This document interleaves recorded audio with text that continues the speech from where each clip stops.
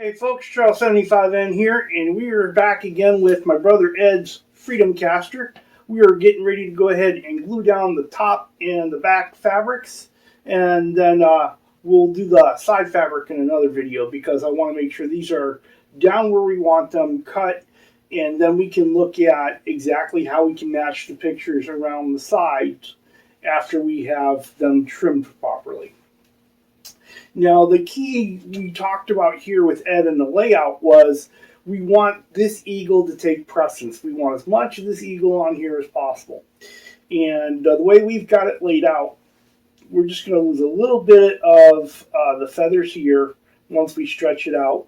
We'll keep all the feathers here, but we're just going to break up some of these feathers here because the key that is really going to make this, once it's all said and done, is this eagle head here. And we're lining it up on the top of the horn to where the back of the head is just going to be cut off by the binding. And so you'll have that eagle head here on the horn, and it's going to really kind of stand out. This layout was a challenge because the eagles are so spread out on this fabric, they don't necessarily fit on the guitar well without cutting something else off. But we've got this one here that's going to be figured prominently, and we're going to get the mountains in here pretty good and part of these other eagles, and this on here is going to make it. And once we get the freedom binding on here, it's going to scream America.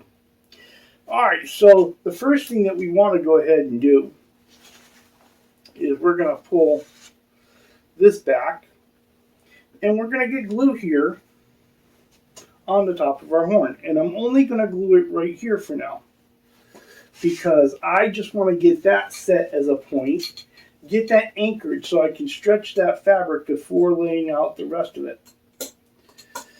And I love using this ink roller in order to spread the glue evenly. Okay, and so we've got our glue on here. Now we're just going to pull it back. And our eagle, of course, is going to have moved a little bit. So I'm going to go ahead and adjust him. And this is why we only glued this area right here.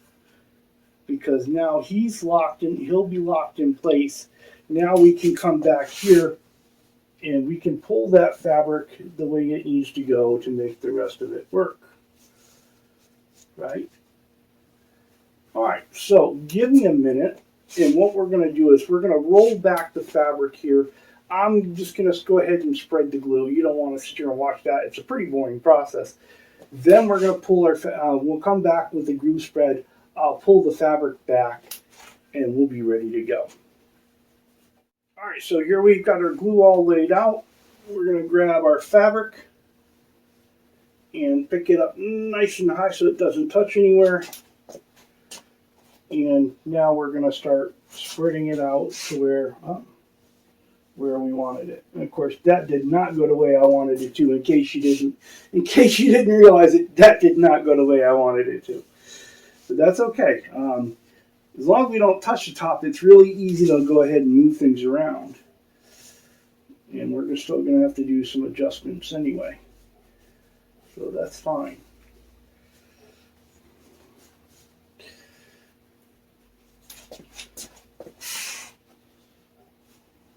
Get this out of the way. This was the cloth I used to go ahead and clean up some excess glue. So of course, it ends up right in the way. Okay, so now we got what we're looking for here is little small adjustments I can make to make sure that this all stretches out the way we want it to. Now I've got a little bit, and this is kind of what you worry about, because right here there was a little wrinkle, and now that wrinkle's moved there. And as I go, I just kind of have to pull this all back. And then that comes over, that comes over. We want to do it without distorting our image. But that's what we're doing. Okay, so here we're going to go ahead and pull that further. Okay. And so now, I'm going to use use my cloth here and help me go ahead and press it into place. And as I do that, I'll start showing you where everything ended up. So I'm just trying to make sure we got some good adhesion. Now, a lot of times around the edges here, where the binding is where in the end you may have to do some re-gluing if it's not enough, because you tend to squeeze out some there. All right, so here's what we have. Here, this worked out really well, because sometimes when you fold it over like this, you get this little white line in here, and that you kind of see right there. But we clean that up and it goes away. All right, so we've got our eagle head right here on the horn where we wanted it to. Our big eagle is coming over here, and it's cut off more of the feathers, but it's going to be really a little bit more feathers than we wanted it to. But in order to get that eagle here where we wanted it, that's awesome. All right, so, what we'll do is we'll continue these feathers down here on the side fabric, and it'll tie it together really cool. Now, the other awesome thing that worked out in our favor here is we got most of the body of this eagle here. Here's our control cavity right in here, right? So we're basically, so we're just really going to lose kind of the wing here. And so we're getting more of that eagle on here than we initially thought we were going to. Our bridge is going to be right here. And so it's going to grab, it might take up a little bit of tail feathers here, but we're only going to take, so our bridge will go sit right here, and that'll look real good. And our neck pickup is going to sit right in here. And of course, then we get this wing coming down here, where we get most of this eagle on here. So I think we did better than what we really set out to do. And so I'm very, very pleased with this. So give me a few moments, and we're going to flip this over. We're going to lay out the fabric for the back side. So we're looking at the back now, and as we're messing around with the layout, I noticed something that I didn't notice when I was laying it out with Ed. We can have this eagle's head on the top of the same horn in the back for some continuity, and it'll make it pretty interesting. And so here's where our binding is. We'll get a little bit more of it. It'll be kind of cool. And then, of course, this is the top of the guitar here. Here's the horn here. We'll get the mountains there. That'll be kind of cool. And then we'll get this whole eagle here and most of this eagle here. It's going to be fantastic. And so what we're going to do, we're going to do like we did before. We are going to gently roll back this fabric without moving it. And we're just going to put some glue on this part of the horn. And of course, you got to have your glue handy in order to do that, or it doesn't work. So in other words, you got to be more prepared than Charles sometimes. All right, so we're going to go ahead and we're going to pull that back. So we've got it lined up pretty well. So we're going to spread this glue here nicely.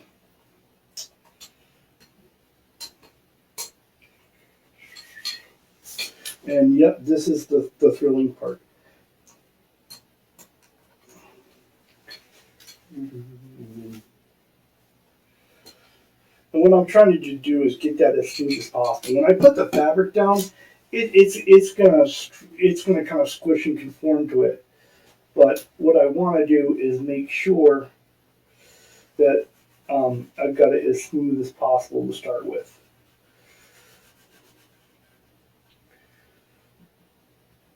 So just getting it to go ahead into here.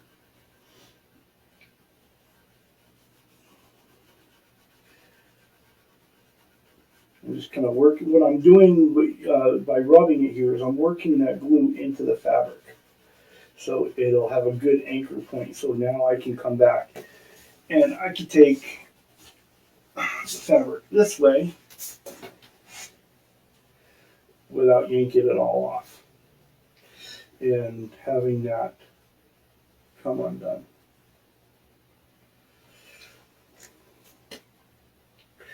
All right, so let me go ahead and get the glue on here. and then we'll join you back. All right, so we've got our glue on. We're going to grab our fabric and be really careful here. No, we're not. We're not really being that careful. We're going to throw it down. Okay, and remember, everything comes off of this point. So that's what we're looking for. Let me get this out of the way before I go gluing something I don't need to glue. So first thing is, I'm going to get this point going across here the right way. Then we're going to come back here with this. We got plenty of room. And of course, camera's in my way a bit.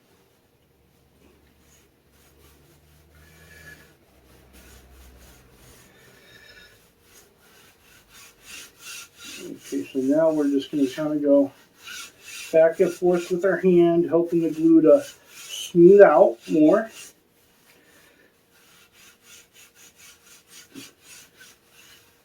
And making everything come in contact the way we want it to. And we're looking for any wrinkles along the way. Because a wrinkle is not going to look good. You know what I mean? Alright, so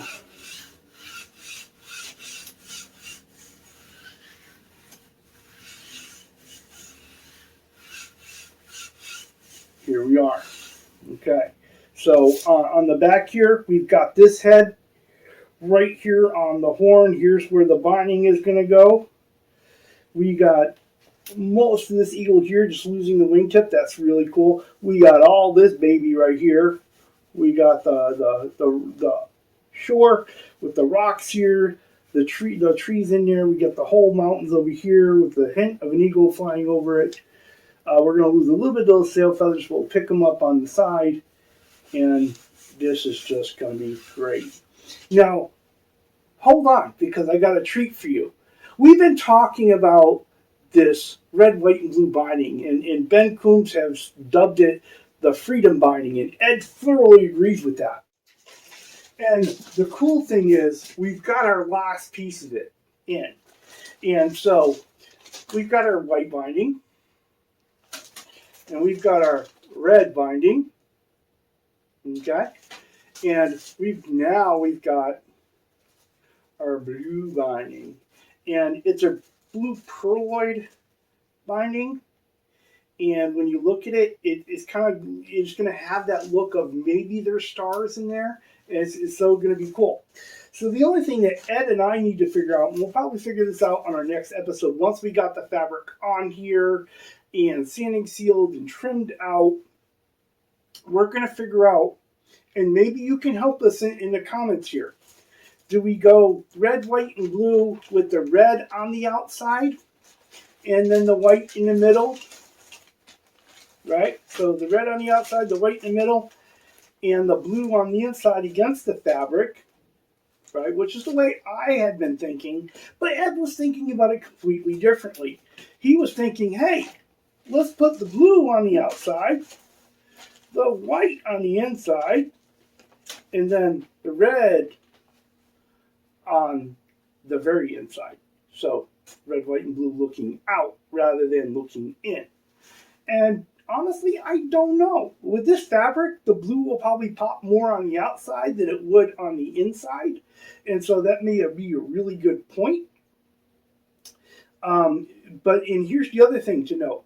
When I routed this, my router bit, I could either route for, with the set I had, I could either route for 2 pieces of binding or I could route for 4 pieces of binding. I couldn't route for 3. So one of these pieces of binding, one of these colors is going to have 2. And that's good because it'll go on the outside, and whichever one is on the outside is going to be the one that's going to get 2. That way, as we trim away and making everything smooth, it will look it'll look better. It won't look thinner than all the other ones. So, go ahead, take out your beep-dee-boops and put it down here in the comment section. Help Ed and I figure it out. Should we go blue on the outside, right? Blue on the outside, white on the inside, and on the very inside red, or should we go the other way around. Should we put the red on the outside, then in between that, the white, and then in the very beginning, right up against the fabric, the blue? And so until next time, enjoy your guitar journey. Thank you for being part of mine. And if you like what a fella's doing, give him a sub. If you haven't already, give him a like. I don't know. I'm just figuring all this stuff out. The fella needs to understand. Cheers.